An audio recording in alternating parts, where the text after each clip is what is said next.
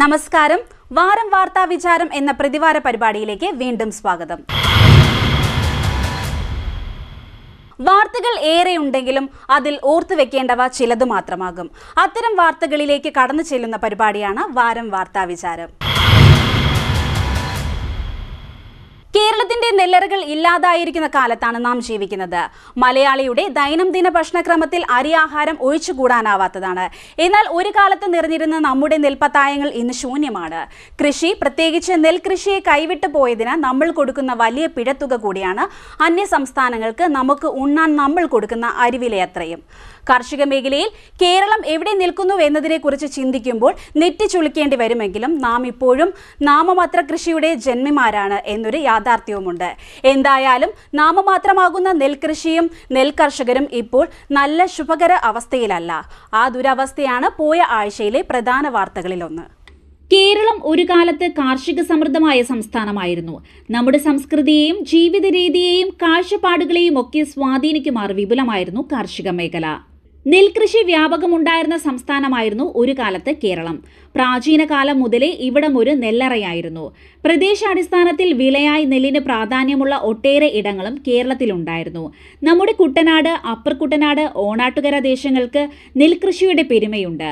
കായൽ നിലവും കരിനിലവും നിറഞ്ഞ കുട്ടനാടും കിഴക്കൻ ഒഴുക്കുവെള്ളത്തിന്റെ വളക്കൂറുള്ള അപ്പർ കുട്ടനാടും ഓണാട്ടുകരയുമൊക്കെ ഇപ്പോഴും നെല്ലിനെ പൂർണ്ണമായും കൈവിട്ടിട്ടില്ല.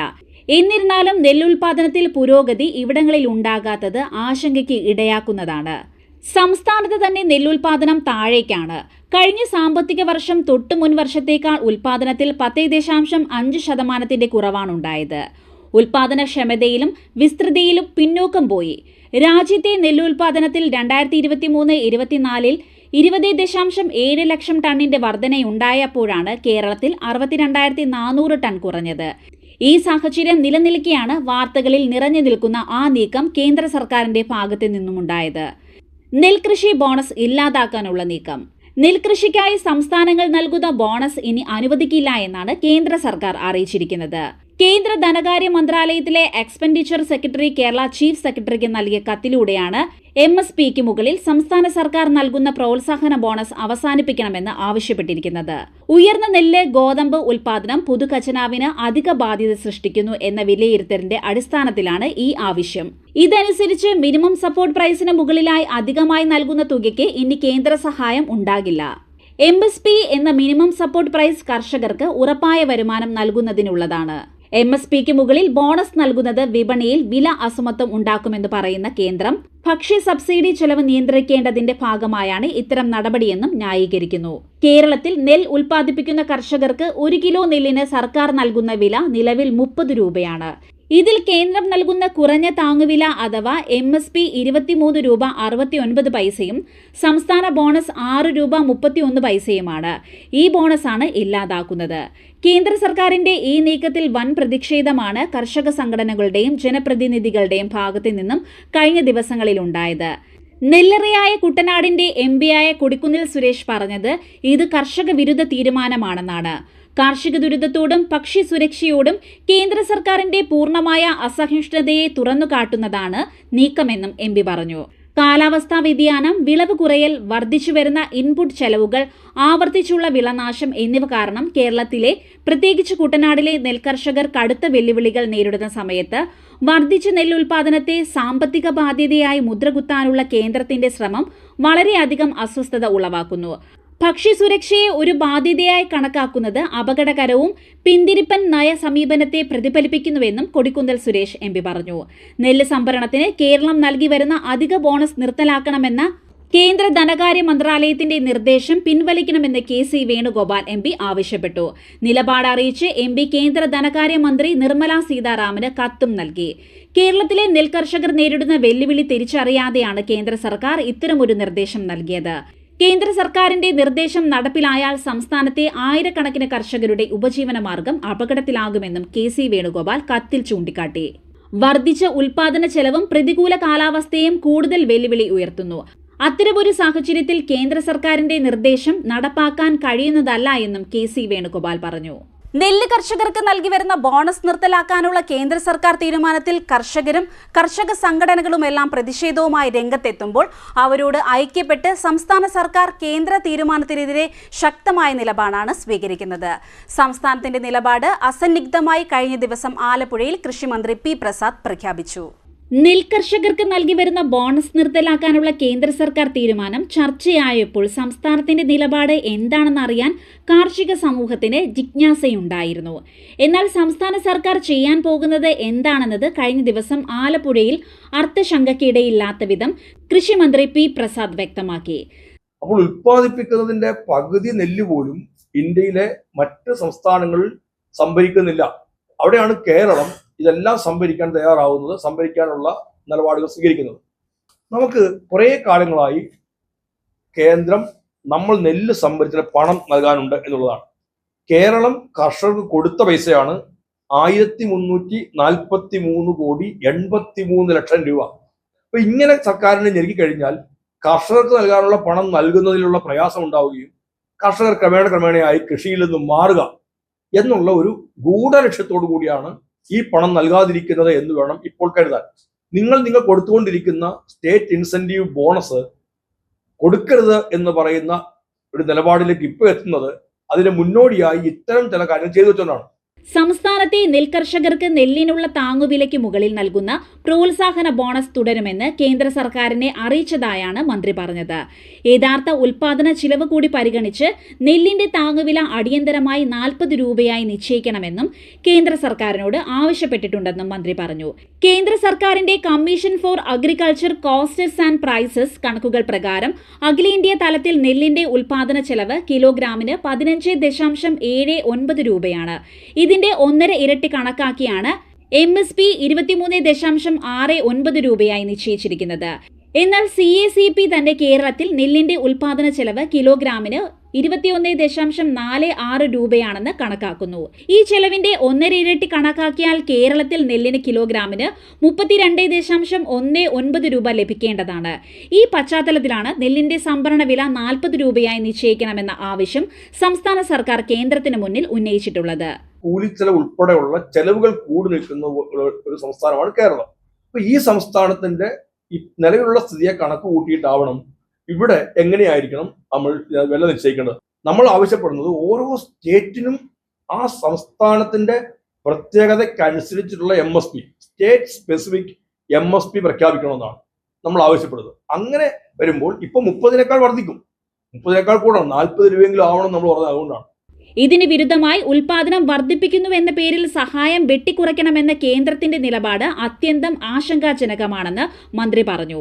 നെല്ലിന്റെ ഉൽപാദനവും ഉൽപാദനക്ഷമതയും വർദ്ധിപ്പിക്കുക എന്നത് കേരള സർക്കാരിന്റെ പ്രഥമ പരിഗണനയാണ്. കേരളത്തിൽ നെല്ലിന്റെ ശരാശരി ഉൽപാദനക്ഷമത ഹെക്ടറിന് 3006 കിലോഗ്രാമാണ്. ദേശീയ ശരാശരി 2899 കിലോഗ്രാം ആയിരിക്കെ ഈ മുന്നേറ്റം കൈവരിക്കാൻ കഴിഞ്ഞത് ഉൽപാദനത്തിന്റെ എല്ലാ ഘട്ടങ്ങളിലും നെൽകർഷകർക്ക് സർക്കാർ നൽകിയ സമഗ്ര പിന്തുണ മൂലമാണ്. ഈ ഗവൺമെന്റ് അധികാരത്തിൽ വന്നതിന് ശേഷം തന്നെ 2405 കോടി രൂപയാണ് ഈ 5 കൊല്ലക്കാലം കൊണ്ട് പ്രോത്സാഹന ബോണസായി മാത്രം നമ്മുടെ കേരളത്തിലെ നെൽകർഷകർക്ക് നൽകിയത്. ഒരു സംസ്ഥാനവും ഇതേപോലെ നെൽകർഷകരെ സഹായിച്ചിട്ടുണ്ടാവുകയില്ല എന്ന് ഞങ്ങൾക്ക് ഉറപ്പിച്ച് പറയാൻ കഴിയും. ഇവിടെ ഉൽപാദനത്തിന്റെ കാര്യത്തിൽ വർധനവാണ് ഉണ്ടായത്. 2011-16 അല്ലെങ്കിൽ 16-21 16-21 30 ലക്ഷം ടണ്ണോളമാണ് നമുക്ക് ഉൽപാദനം ഉണ്ടായിരുന്നതെങ്കിൽ 21-22 31.2 ലക്ഷം ടണ്ണിന്റെ ഉൽപാദനത്തിലേക്ക് എത്തി. അപ്പൊ ഈ ഉൽപാദന വർധനവെല്ലാം നമ്മുടെ കാർഷിക മേഖല ഉണ്ടാകുന്ന മെച്ചപ്പെട്ട ഒരു ഇടപെടലിന്റെ ഭാഗമായിട്ടും മെച്ചപ്പെട്ട പ്രവർത്തനവുമാണെന്നാണ് ഞങ്ങൾ വിലയിരുത്തുന്നത്. നല്ല ഉൽപാദനം ഉണ്ടായാൽ അതൊരു മെച്ചമായിട്ടാണ് സംസ്ഥാനം കണക്കാക്കുന്നത്. അതുകൊണ്ട് തന്നെ ആ ഉൽപാദനത്തിൽ പങ്കാളിയാവുന്ന എല്ലാവരെയും സഹായിക്കുക എന്നതാണ് സർക്കാരിന്റെ നയമായിട്ടും ഉള്ളത്. ഈ സർക്കാർ അധികാരത്തിൽ വന്നതിന് ശേഷം നെൽകൃഷി വികസന പദ്ധതിയുടെ ഭാഗമായി ഉൽപാദനോപാധികൾക്ക് മാത്രം 297.23 കോടി രൂപ ചിലവഴിച്ചിട്ടുണ്ട്. കൂടാതെ റീബിൽഡ് കേരള ഇനിഷ്യേറ്റീവ്, RIDF പദ്ധതി എന്നിവ വഴി 666.61 കോടി രൂപയുടെ അടിസ്ഥാന സൗകര്യ വികസന പ്രവർത്തനങ്ങൾ നടപ്പിലാക്കി വരികയാണ്. കേരളത്തിൽ ഉൽപ്പാദിപ്പിക്കുന്ന നെല്ല് പൂർണ്ണമായും സർക്കാർ തലത്തിൽ ഉയർന്ന വില നൽകി സംഭരിക്കുന്നു. അടിസ്ഥാന താങ്ങുവിലയും സംസ്ഥാന സർക്കാർ നൽകുന്ന പ്രോത്സാഹന ബോണസും ചേർത്ത് കിലോഗ്രാമിന് 30 രൂപ നിരക്കിലാണ് നെല്ല് സംഭരിക്കുന്നത്. നിലവിൽ MSP 23.69 രൂപയും സംസ്ഥാന പ്രോത്സാഹന ബോണസ് 6.31 രൂപയുമാണ് നൽകുന്നത്. രാജ്യത്ത് ഏറ്റവും മാതൃകാപരമായ വികേന്ദ്രീകൃത ധാന്യ സംഭരണ പദ്ധതി നടപ്പിലാക്കുന്ന സംസ്ഥാനമാണ് കേരളമെന്നും മന്ത്രി പറഞ്ഞു. കായംകുളം നിവാസികളുടെ ചിരകാല അഭിലാഷമാണ് കൊള്ളാവുന്ന ഒരു KSRTC ബസ് സ്റ്റേഷൻ വേണമെന്നുള്ളത്. കേരളത്തിലെ പ്രധാനപ്പെട്ട KSRTC ഡിപ്പോകളിൽ ഒന്നാണ് കായംകുളത്തേത്. ദേശീയപാതയോടെ ഏറ്റവും അടുത്ത് സ്ഥിതി ചെയ്യുന്ന ബസ് സ്റ്റേഷന് പ്രത്യേകതകൾ ഏറെയാണ്. കേരളത്തിലെ പൊതുഗതാഗത ചരിത്രത്തിൽ കായംകുളം ഡിപ്പോയ്ക്ക് സ്ഥാനമുണ്ടെങ്കിലും അവഗണനയുടെയും പരാധീനതയുടെയും കേന്ദ്രമായി കായംകുളം ഡിപ്പോ നിലപൊത്തിയതിന്റെ സമകാലിക ചരിത്രമാണ് മുന്നിലുള്ളത്. മധ്യ തിരുവിതാംകൂറിന്റെ ഗതാഗത ചരിത്രത്തിൽ നിർണായക സ്ഥാനമാണ് കായംകുളം KSRTC ബസ് സ്റ്റേഷനുള്ളത്. ജംഗ്ഷൻ റെയിൽവേ സ്റ്റേഷനോടൊപ്പം തന്നെ സംസ്ഥാനത്തിന്റെ വിവിധ ഭാഗങ്ങളുമായി കായംകുളത്തെ ബന്ധിപ്പിക്കുന്ന പ്രധാന പൊതുഗതാഗത കേന്ദ്രമായി വളർന്ന കായംകുളം ഡിപ്പോ വരുമാനത്തിന്റെ കാര്യത്തിലും ഒരു കാലത്ത് മുൻപിലായിരുന്നു. 1950കളിൽ കേരള സർക്കാർ സംസ്ഥാനതല ബസ് സർവീസ് ഏകീകരിക്കുന്നതിന്റെ ഭാഗമായി KSRTC രൂപീകരിക്കപ്പെട്ടു. അതിനൊപ്പം കായംകുളം ഉൾപ്പെടെയുള്ള പ്രധാന നഗരങ്ങളിൽ ബസ് ഡിപ്പോകളും ബസ് സ്റ്റേഷനുകളും സ്ഥാപിച്ചു. കായംകുളം ബസ് സ്റ്റേഷൻ രൂപം കൊണ്ടത് നഗരവികസനത്തിന്റെ ആദ്യഘട്ടങ്ങളിൽ ഒന്നായുമാണ്. ആലപ്പുഴ, കൊല്ലം, പത്തനംതിട്ട, കോട്ടയം, തിരുവല്ല, തിരുവനന്തപുരം, കൊച്ചി തുടങ്ങിയ നഗരങ്ങളിലേക്കുള്ള സർവീസുകൾക്ക് പ്രധാന ഹബ്ബായി കായംകുളം മാറി. തീരദേശ പ്രദേശങ്ങളെയും കിഴക്കൻ മലയോര മേഖലകളെയും ബന്ധിപ്പിക്കുന്ന സർവീസുകളുടെ ഇടത്താവളമായിട്ടും ബസ് സ്റ്റേഷൻ പ്രവർത്തിക്കുന്നു. അന്തർ സംസ്ഥാന സർവീസുകൾ ഉൾപ്പെടെ നിരവധി ദീർഘദൂര ഷെഡ്യൂളുകൾ കായംകുളത്ത് നിന്നുണ്ട്. ആലപ്പുഴ ജില്ലയിൽ 2 KSRTC ജില്ലാ ട്രാൻസ്പോർട്ട് ഓഫീസുകളിൽ ഒന്ന് കായംകുളത്താണുള്ളത്. ശബരിമല മണ്ഡലകാല സർവീസ്, ഓച്ചിറ വൃശ്ചികോത്സവം സർവീസ് എന്നിവ സജീവമായി നടത്താറുള്ള കായംകുളം ഡിപ്പോയിൽ കോവിഡ് കാലത്തിന് മുൻപ് 90ഓളം ഷെഡ്യൂളുകളായിരുന്നു ഉണ്ടായിരുന്നത്. എന്നാൽ ഇത്രയും പ്രധാനപ്പെട്ട സ്റ്റേഷനായിരുന്നിട്ടും അടിസ്ഥാന സൗകര്യങ്ങളുടെ കാര്യത്തിൽ കായംകുളം ഡിപ്പോയ്ക്ക് പരാധീനതകളായിരുന്നു എക്കാലത്തും. കായംകുളം KSRTC ബസ് സ്റ്റേഷൻ കെട്ടിടം ഗുരുതരമായ ശോച്യാവസ്ഥയിലായിരുന്നു. വർഷങ്ങളായി ആവശ്യമായ അറ്റകുറ്റപ്പണികൾ നടക്കാതിരുന്നതോടെ കെട്ടിടത്തിന്റെ പല ഭാഗങ്ങളും തകർന്ന നിലയിലായി. ചോർന്ന മേൽക്കൂര, പൊട്ടിപ്പൊളിഞ്ഞ തൂണുകൾ, പാളിപ്പോയ നിലം, തകർന്ന ടൈലുകൾ എന്നിവ യാത്രക്കാരുടെ സുരക്ഷയ്ക്ക് തന്നെ ഭീഷണിയായി. പ്രധാന കെട്ടിടത്തിന്റെ മേൽക്കൂരയുടെ അടിഭാഗത്ത് നിന്നും കോൺക്രീറ്റ് പാളി അടർന്നു വീണ നിരവധി യാത്രക്കാർക്ക് പരിക്കേറ്റു. കാത്തിരിപ്പ് മുറികളും ശൗചാലയങ്ങളും ഉപയോഗശൂന്യമായ അവസ്ഥയിലായി. മഴക്കാലത്ത് വെള്ളം കെട്ടിനിൽക്കുന്നതും മലിനീകരണം വർദ്ധിക്കുന്നതും യാത്രക്കാർക്ക് വലിയ ബുദ്ധിമുട്ട് സൃഷ്ടിച്ചു. സ്ത്രീകളും മുതിർന്നവരും കുട്ടികളും ഉൾപ്പെടെയുള്ള യാത്രക്കാരാണ് ഏറെ ദുരിതത്തിലായത്. പൊതുഗതാഗത സംവിധാനത്തെ വിനിയോഗിക്കുന്നതിലുള്ള വൈമുഖ്യം കോവിഡ് കാലത്തിന്റെ സംഭാവനയായാണ് വിലയിരുത്തപ്പെടുന്നത്. വസ്തുതപരമായി ആ വിലയിരുത്തൽ ശരിയുമാണ്. കായംകുളം KSRTC ഡിപ്പോയെയും ആ വൈമുഖ്യം ബാധിച്ചു. സർവീസുകൾ വൻതോതിൽ വെട്ടിക്കുറയ്ക്കപ്പെട്ടു. ഒരു ഘട്ടത്തിൽ ഡിപ്പോയുടെ പദവി പോലും താഴെ തട്ടിലേക്ക് പോയ സ്ഥിതിയുണ്ടായി. ഏതായാലും കായംകുളം KSRTC ഡിപ്പോയുടെ കറുത്ത കാലത്തിന് അറുതി വരികയാണ്. പുതിയ ടെർമിനൽ സമുച്ചയത്തിന്റെ നിർമ്മാണത്തിന് തുടക്കം കുറിച്ചതിനെ ജനങ്ങൾ പ്രതീക്ഷയോടെയാണ് കാണുന്നത്. കൊള്ളാവുന്ന ഒരു KSRTC ബസ് സ്റ്റേഷൻ വേണമെന്നുള്ള കായംകുളം നിവാസികളുടെ ചിരകാല അഭിലാഷം സാക്ഷാത്കരിക്കുന്നതിന്റെ സൂചനയാണ് കഴിഞ്ഞ ദിവസം ഉണ്ടായത്.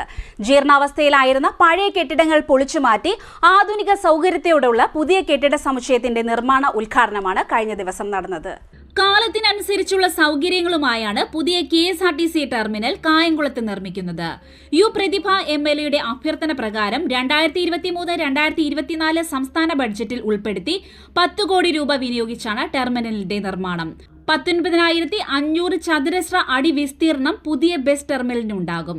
വിശാലമായ ശീതീകരിച്ച കാത്തിരിപ്പ് കേന്ദ്രങ്ങൾ, ഭിന്നശേഷി സൗഹൃദ കേന്ദ്രങ്ങൾ, ജീവനക്കാർക്കായി പ്രത്യേക ഓഫീസ് സൗകര്യങ്ങൾ, വിശ്രമ മുറികൾ, sewage treatment plan, medical room, courier and logistic room, വ്യാപാര കേന്ദ്രങ്ങൾ, ശീതീകരിച്ച ഡോർമെറ്ററികൾ, ക്ലോക്ക് റൂം, ശൗചാലയങ്ങൾ അടക്കം ശുചിത്വവും പരിസ്ഥിതി സൗഹൃദവുമായ ടെർമിനലാണ് നിർമ്മിക്കുന്നത്. ബസ് ടെർമിനലിന്റെ നിർമ്മാണോദ്ഘാടനം ഗതാഗത വകുപ്പ് മന്ത്രി KB ഗണേഷ് കുമാർ നിർവഹിച്ചു.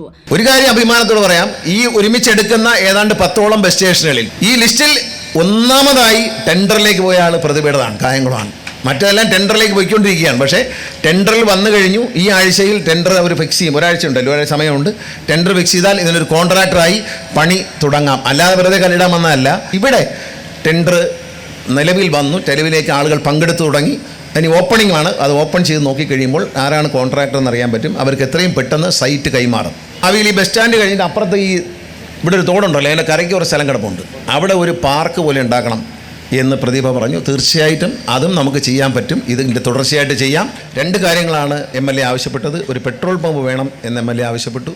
പെട്രോൾ പമ്പ് അനുവദിച്ചു എന്ന് നിങ്ങൾ കൂട്ടിക്കൊള്ളുക. ഇവിടെ ഉടൻ തന്നെ ഞാൻ AXCയോട് ചോദിച്ചു, ലാൻഡ് അവർ ഒന്ന് സെറ്റ് ഔട്ട് ചെയ്യും. ഇപ്പോൾ ഈ കോൺട്രാക്ടർ വന്നതാണെങ്കിൽ നമ്മൾ പണിയാൻ പോകുന്ന ലാൻഡ് അവർ സെറ്റ് ഔട്ട് ചെയ്ത് കഴിഞ്ഞാൽ ആ ഭാഗത്ത് എവിടെയെങ്കിലുമായിട്ട് അപ്പോൾ ഒരു പമ്പ് വരുന്നത് വളരെ നല്ലതാണ്. മാത്രമല്ല ഹൈവേ ഇപ്പോൾ വരുമ്പോൾ അതിന് വളരെ ഉപകാരപ്രദമായൊരു പമ്പ് അവിടെ വരുന്നത് വളരെ നന്നായിരിക്കും. എനിക്ക് തോന്നുന്നു കേരളത്തിൽ വയ്ക്കുന്ന ഏറ്റവും നല്ല പമ്പ് ഇതായിരിക്കും, ഏറ്റവും ലാഭത്തിൽ പോകുന്ന പമ്പ് ഇതായിരിക്കും എന്ന് എനിക്ക് തോന്നുന്നു. അത്രയ്ക്ക് ഐഡിയൽ സ്പോട്ടാണ്.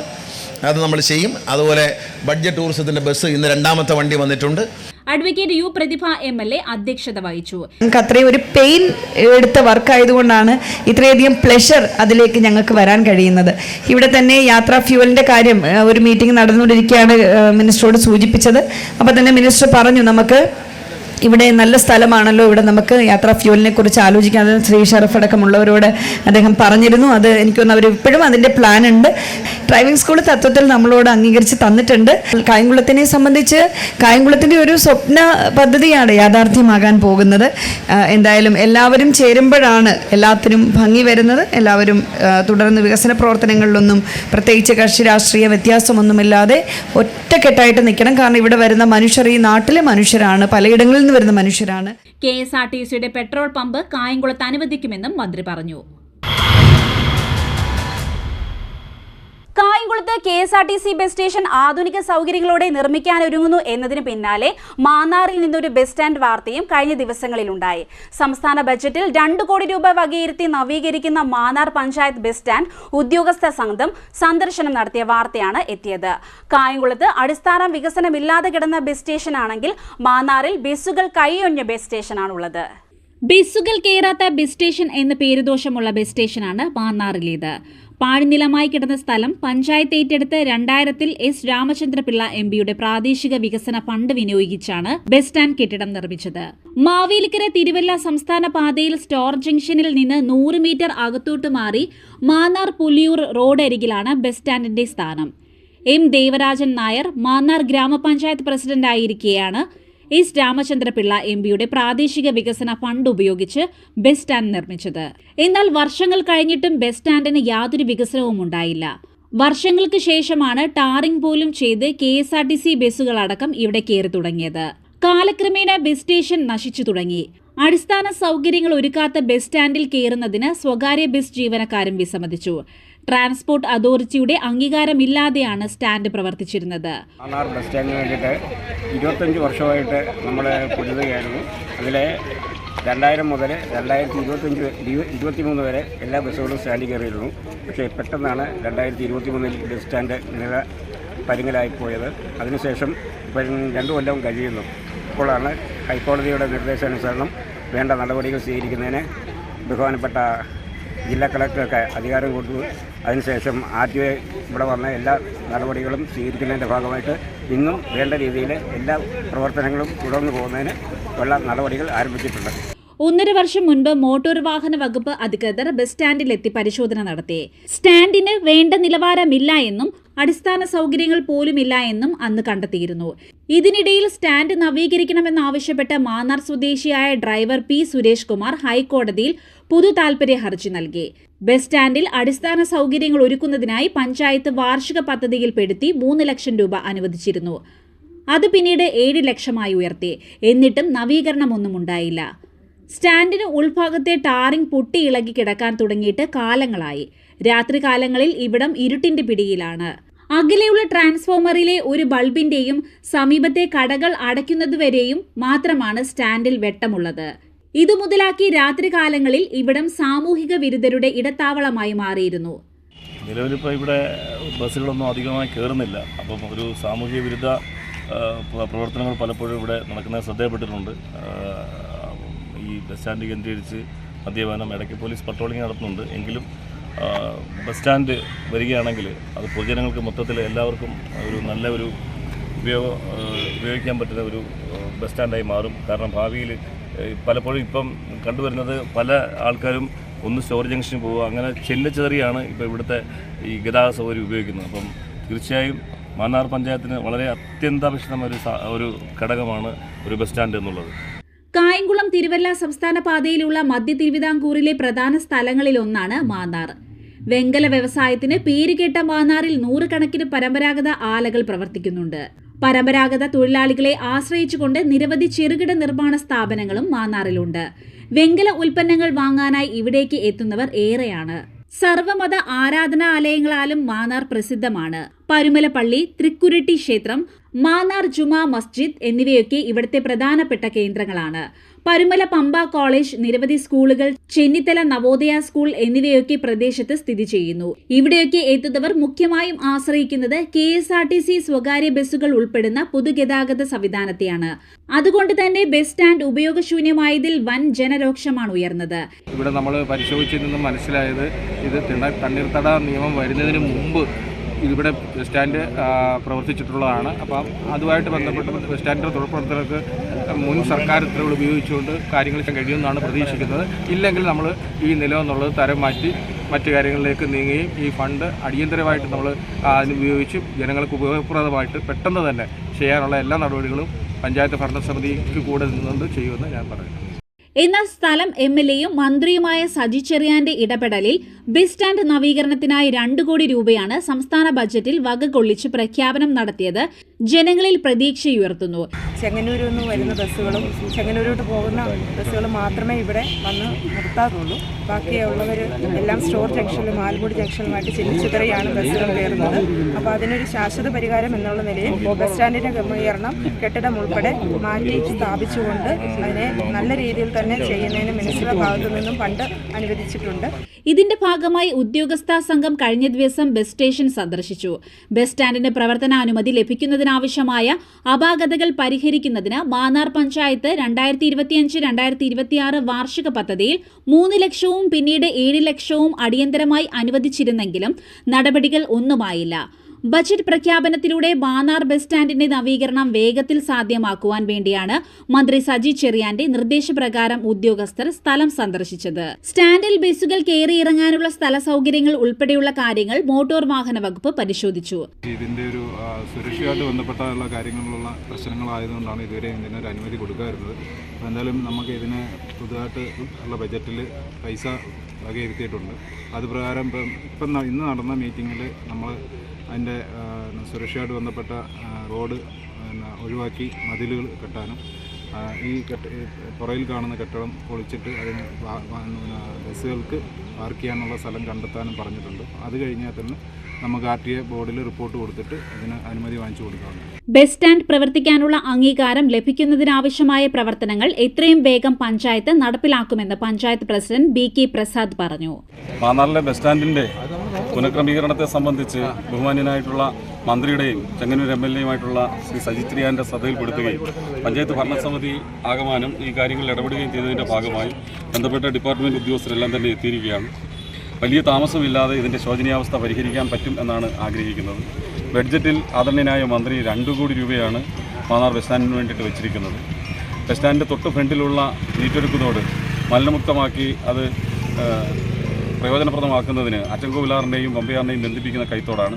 അതിന് 3 കോടി രൂപയും അങ്ങനെ 5 കോടി രൂപയാണ് പ്രത്യേകമായി മാന്നാറിന് വേണ്ടിയിട്ട് ബഡ്ജറ്റിൽ ഉൾപ്പെടുത്തിയിരിക്കുന്നത്. ആ തുക വിനിയോഗിച്ച് ഈ പ്രവൃത്തികൾ ഭംഗിയായി ചെയ്യുന്നതിന് വേണ്ടിയിട്ടുള്ള പരിശ്രമമാണ് ഗ്രാമപഞ്ചായത്ത് നടത്തുന്നത്. ബന്ധപ്പെട്ട ഡിപ്പാർട്ട്മെൻറ്റുമായി ആലോചിച്ച് സാങ്കേതികപരമായിട്ടുള്ള എല്ലാ തടസ്സങ്ങളും മാറ്റി മനോഹരമായി ബസ് സ്റ്റാൻഡ് പുനഃക്രമീകരിക്കുന്നതിന് ആവശ്യമായിട്ടുള്ള ഒരു ഇടപെടലാണ് നടത്തുന്നത്. ബഹുമാന്യരായിട്ടുള്ള ജനപ്രതിനിധികളും അതോടൊപ്പം തന്നെ ബഹുമാന്യരായിട്ടുള്ള ഉദ്യോഗസ്ഥരും ഇതുമായി ബന്ധപ്പെട്ട് വാഹന ഡിപ്പാർട്ട്മെൻറ്റും പോലീസും റവന്യൂ എല്ലാം തന്നെ ഇന്ന് ഇവിടെ എത്തിയിട്ടുണ്ട്. അവരുടെയും കൂടി നിർദ്ദേശപ്രകാരം അവരുടെയും കൂടി അഭിപ്രായത്തിൻ്റെ ഭാഗമായി വളരെ അടുത്ത ഘട്ടത്തിൽ തന്നെ ഒരു യുദ്ധകാല അടിസ്ഥാനത്തിൽ മാന്നാർ ഗ്രാമപഞ്ചായത്തിൻ്റെ പരിധിയിലുള്ള ബസ് സ്റ്റാൻഡിൻ്റെ ശോചനീയാവസ്ഥ പരിഹരിച്ച് എല്ലാ വാഹനങ്ങളും ഇവിടെ കയറി ജനങ്ങൾക്ക് ഗുണപ്രദമായി ഇത് ഉപയോഗിക്കത്തക്ക തരത്തിലേക്ക് ഇതിനെ പുനഃക്രമീകരിക്കാനാണ് ഭരണസമിതി ആഗ്രഹിക്കുന്നത്. നിലവിലുള്ള കെട്ടിടം പൊളിച്ചുമാറ്റി ഉള്ള സ്ഥലത്തിന്റെ മറ്റൊരു ഭാഗത്ത് യാത്രക്കാർക്ക് കയറാനും ഇറങ്ങാനും ബസ്സുകൾ നിർത്തിയിടാനുമുള്ള രീതിയിൽ സൗകര്യപ്രദമായ രീതിയിൽ പുതിയത് നിർമ്മിക്കണമെന്നും യാത്രക്കാരുടെ സുരക്ഷയുടെ ഭാഗമായി സ്റ്റാൻഡിന്റെ അതിർത്തി നിർണയിച്ച് മതിൽ ഉൾപ്പെടെയുള്ളവ നിർമ്മിക്കണമെന്നും സ്റ്റാൻഡിൽ നിന്നും മാവേലിക്കര ഭാഗത്തേക്ക് പോകുന്ന വാഹനങ്ങൾക്ക് വൺ വേ സംവിധാനം നടപ്പാക്കാനുള്ള റോഡ് ഉണ്ടാവണമെന്നുള്ള നിർദ്ദേശങ്ങളാണ് മോട്ടോർ വാഹന വകുപ്പ് നൽകിയിട്ടുള്ളത്. മറ്റൊരു ദേശീയ പണിമുടക്കിന് കൂടി സാക്ഷ്യം വഹിച്ച ആഴ്ചയാണ് കടന്നുപോയത്. തൊഴിലാളികളുടെ അവകാശ സംരക്ഷണത്തിന് വേണ്ടിയാണ് പണിമുടക്ക് നടത്തുന്നതെന്ന് പണിമുടക്ക് നടത്തിയ സംയുക്ത തൊഴിലാളി യൂണിയൻ പറയുന്നു. ഏതായാലും പണിമുടക്ക് ജനജീവിതത്തെ സാരമായി ബാധിച്ചു. കേരളത്തിൽ മാത്രമാണ് പണിമുടക്ക് ജനജീവിതം സ്തംഭിപ്പിക്കുന്ന സ്ഥിതി ഉണ്ടാക്കുന്നത് എന്ന കാര്യം ഒരിക്കൽ കൂടി അടിവരയിടുന്നതായി 12-ാം തീയതിയിലെ പണിമുടക്കും. എത്ര ന്യായമുള്ള പണിമുടക്കാണെങ്കിലും ജനങ്ങളുടെ ദൈനംദിന ജീവിതത്തിനുള്ള അവകാശത്തിന് മേൽ അവ കടന്നു കയറാൻ പാടില്ല. ജോലി ചെയ്യാനെത്തുന്നവരെ തടയുന്നതും വാഹനങ്ങൾ തടയുന്നതും കടകൾ നിർബന്ധിച്ച് അടപ്പിക്കുന്നതും അക്രമം നടത്തുന്നതുമൊക്കെ പണിമുടക്കിന് നിദാനമായ ശരികളെയാകെ റദ്ദ് ചെയ്യുന്നതാകും. എല്ലാ വർഷവും കൃത്യമായി എത്തുന്ന ദേശീയ പണിമുടക്ക് ഈ വർഷവും മുടങ്ങാതെ എത്തി. കേന്ദ്ര സർക്കാരിന്റെ തൊഴിലാളി വിരുദ്ധ, കർഷക വിരുദ്ധ, ജനവിരുദ്ധ നയങ്ങൾക്കെതിരെ ഫെബ്രുവരി 12-നാണ് സംയുക്ത ട്രേഡ് യൂണിയൻ സമിതി 24 മണിക്കൂർ പണിമുടക്ക് നടത്തിയത്. കേന്ദ്ര സംസ്ഥാന പൊതുമേഖലാ ജീവനക്കാർ, ധനകാര്യ സ്ഥാപന ജീവനക്കാർ, മോട്ടോർ തൊഴിലാളികൾ, സ്കീം വർക്കേഴ്സ് തുടങ്ങി അസംഘടിത പരമ്പരാഗത സേവന മേഖലകളിൽ നിന്നുള്ള മുഴുവൻ തൊഴിലാളികളും പണിമുടക്കിൽ പങ്കെടുത്തു. സർവീസ് മേഖലകളിലെ ജീവനക്കാരും അധ്യാപകരും ബാങ്ക് ജീവനക്കാരും സ്വകാര്യ ബസ്സുകളും ടാക്സി, ഓട്ടോറിക്ഷ തുടങ്ങിയ വാഹനങ്ങളിലെ തൊഴിലാളികളും പണിമുടക്കി. CITU, AITUC, UDTF, HMS, TUCA, സേവ, KTUCM തുടങ്ങി ട്രേഡ് യൂണിയൻ സംഘടനകളും ബാങ്ക്, ഇൻഷുറൻസ്, കേന്ദ്ര സംസ്ഥാന സർക്കാർ ജീവനക്കാരുടെ സംഘടനാ ഫെഡറേഷനുകളും ചേർന്നാണ് പണിമുടക്ക് നടത്തിയത്.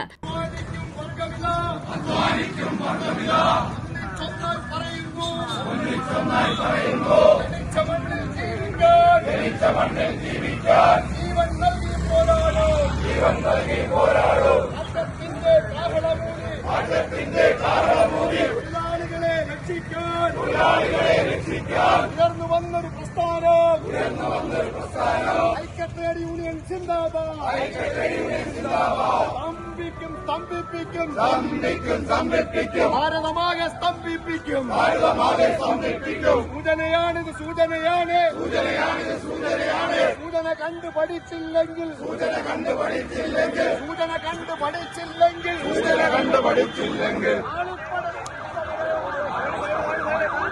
തൊഴിലാളി വിരുദ്ധമായ ലേബർ കോഡുകൾ പിൻവലിക്കുക, മഹാത്മാഗാന്ധി തൊഴിലുറപ്പ് പദ്ധതി പുനഃസ്ഥാപിക്കുക, വൈദ്യുത നിയമ ഭേദഗതി നിർദ്ദേശം പിൻവലിക്കുക, വിത്ത് ബിൽ ഉപേക്ഷിക്കുക, ആണവ ഊർജ്ജ മേഖലയെ സ്വകാര്യവൽക്കരിക്കുന്ന ശാന്തി ബിൽ 2025 പിൻവലിക്കുക, ഇൻഷുറൻസ് മേഖലയുടെ 100% സ്വകാര്യ പങ്കാളിത്തം ഉപേക്ഷിക്കുക, പൊതുമേഖലാ ഓഹരി വിൽപ്പനയും ആസ്തി വിൽപ്പനയും അവസാനിപ്പിക്കുക, നിശ്ചിതകാല തൊഴിൽ തള്ളിക്കളയുക, കരാർവൽക്കരണം അവസാനിപ്പിച്ച് തൊഴിൽ സ്ഥിരത ഉറപ്പാക്കുക, തുല്യ ജോലിക്ക് തുല്യ വേതനം നൽകുക, തൊഴിലാളി വിരുദ്ധമായ 2021 HR പോളിസി പിൻവലിക്കുക, തൊഴിലാളികൾക്ക് മികച്ച പെൻഷൻ അനുവദിക്കുക, കർഷകരെ ദ്രോഹിക്കുന്ന നിയമ ഭേദഗതികൾ പിൻവലിക്കുക തുടങ്ങിയ ആവശ്യങ്ങൾ ഉന്നയിച്ചായിരുന്നു പണിമുടക്ക്.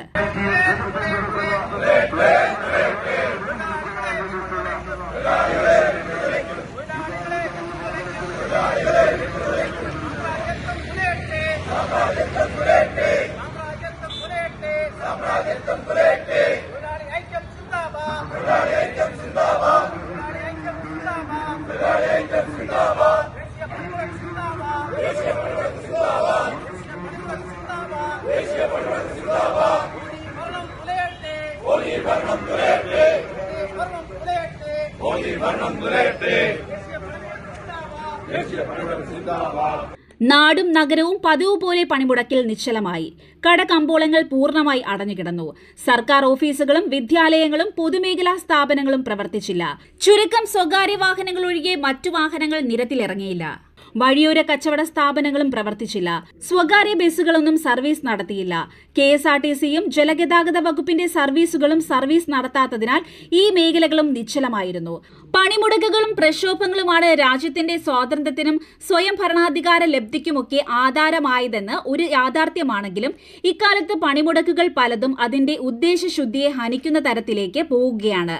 ജനങ്ങളുടെ സഞ്ചാര അവകാശവും ദൈനംദിന ജീവന അവകാശവുമൊക്കെ പണിമുടക്ക് മുന്നോട്ട് വയ്ക്കുന്ന അവകാശ ആവശ്യങ്ങൾ പോലെ തന്നെ പ്രധാനമാണ്.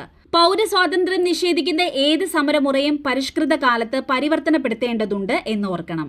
വാർത്തകളിൽ ചിലവ പുനർവായനയ്ക്ക് വിധേയമാകുന്നു, ചില വാർത്തകൾ വിശകലനത്തിന് വിധേയമാകുന്നു. അത്തരം പുനർവായനയും വിശകലനവുമാണ് വാരം വാർത്താ വിചാരം.